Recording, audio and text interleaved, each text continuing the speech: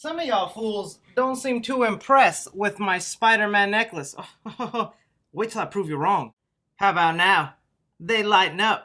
Can I please sit at the cool kid table now? Hey Spider-Man fans, thanks so much for clicking on this video. My name is Chris. It hasn't even been one day, and not only do we have the confirmation from Jamie Foxx himself that he is returning as Electro in Spider-Man 3, we even got the confirmation that his look is going to be completely different than the look he got in The Amazing Spider-Man 2. What I'm going to be doing here for you guys is breaking down all the information you need to know concerning Spider-Man 3. Still don't know what the title is going to be called. Spider-Man Home something. With Electro coming back, I think I got a good idea for what this new title is. Spider-Man Homie Back.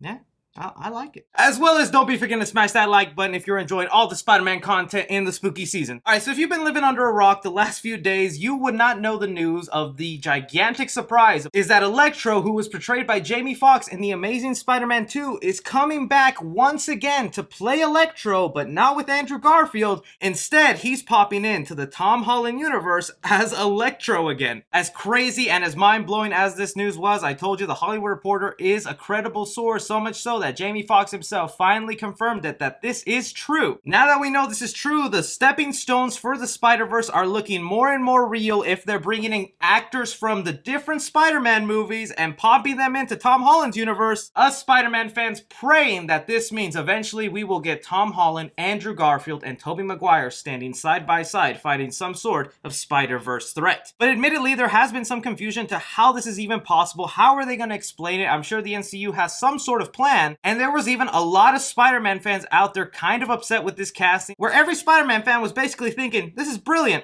but lazy. Now we have a better idea that this won't be the exact same Electro that we got in Amazing Spider-Man 2. Instead, Tom Holland will be given a whole different version of the Electro, just portrayed by the exact same actor. Jamie Foxx went ahead and said this on his Instagram: "Tell Spidey, let's run it back. Super excited to be part of the new Marvel Spider-Man new installment. Can't wait for y'all to check the new one out, and I won't be blue in this one, but 1000% badass. Hashtag swipe left." And holy crap, this is me after I started editing the video. I didn't realize this the first time around. If you keep scrolling on this Instagram post of Jamie Foxx, the boy basically also confirms the Spider-Verse is coming by posting a picture of fan-made art. So this isn't official, but still, he posted this, Jamie Foxx, that Electro is facing off the three Spider-Man of the previous universes: Tom Holland, Andrew Garfield, Tobey Maguire. Now this could just all be a huge little mistake, just a fun little gag. He might not even know this is a big deal to us, but if he knows secondhand that he's gonna be meeting all the other Spider-Men,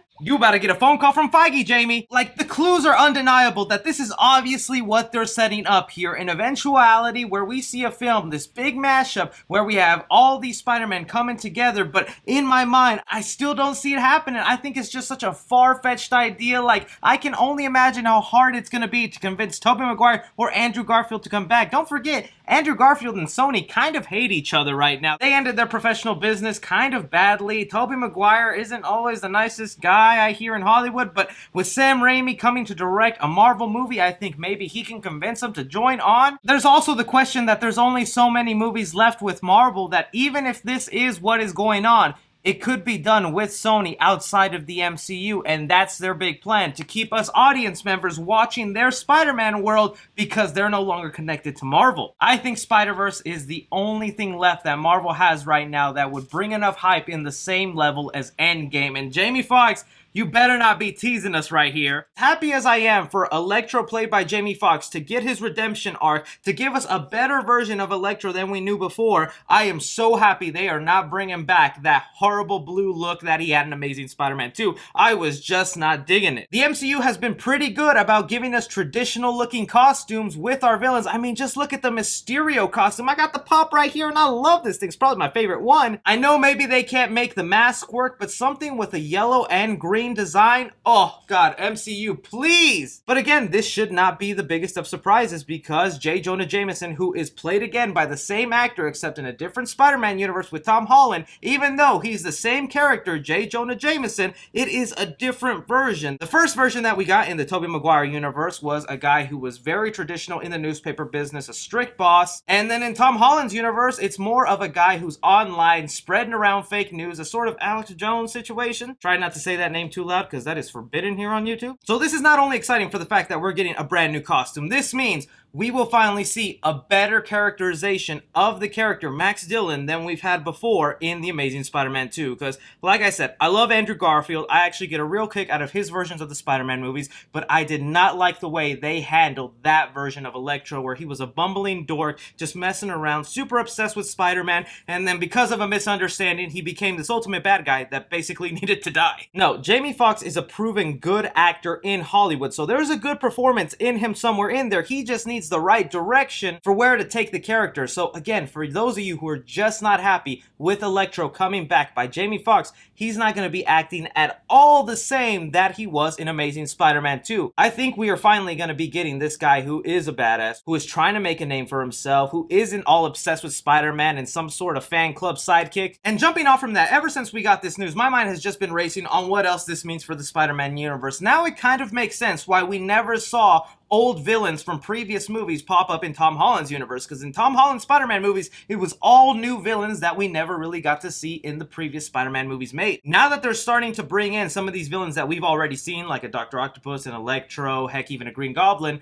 they can now all be portrayed by the exact same actors who did those roles in the previous Spider-Man movies, but in a new incarnation. Like Willem Dafoe could come back as the Green Goblin, but he could be a different version of that character. Same thing for the man who played Dr. Octopus. I would love for him to come back. Sandman is definitely up there, but I think if any other Spider-Man villain needs a redemption story, it's Paul Giamatti's Rhino, because I love me the Rhino character. Still need to add him to this pop collection here, but I hated his portrayal of the Rhino in those couple of seconds we got in Amazing Spider-Man 2. Get rid of the accent, don't make him this weird mafia boss, and give him a cool looking Rhino suit for him to fight against with Spider-Man. Besides setting up the Spider-Verse, this already looks like they're probably setting up the Sinister Six here. It looks like we have enough characters rounded out. We got the Vulture out there, we have Scorpion out there, Mysterio could possibly somehow still be alive or in hologram phone on some sort of disc. With Electro in it, that's awesome. I know we all get worried with the Spider-Man 3 curse of too many villains, but